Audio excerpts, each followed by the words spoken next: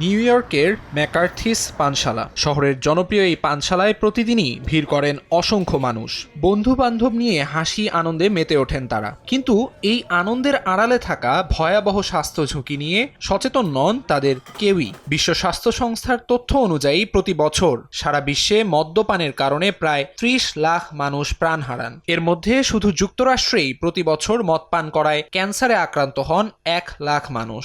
এদের মধ্যে ২০,০০০-এর বেশি মারা যান।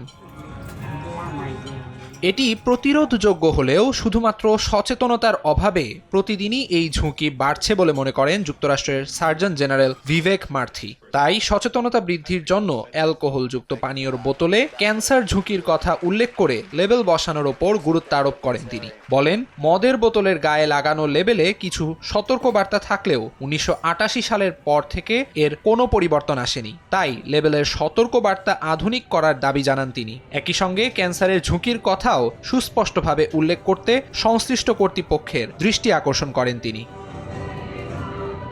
জন হপকিন্স বিশ্ববিদ্যালয়ের ক্যান্সার গবেষক এলিজাবেথ প্ল্যাটস বলেছেন, ক্যান্সার সৃষ্টিতে অ্যালকোহলের প্রভাব ১৯৮৭ সালে প্রমাণিত হলেও এ বিষয়ে বাড়ানো হয়নি সচেতনতা, যার কারণে মদ পান করে ক্যান্সার আক্রান্তের সংখ্যা কমানো যাচ্ছে না। Is that alcohol is a known human carcinogen. We have control over our choice to drink alcohol or not.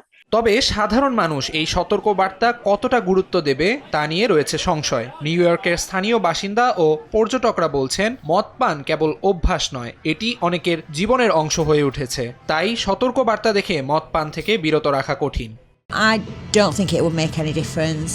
If people want to drink, they will drink regardless of any.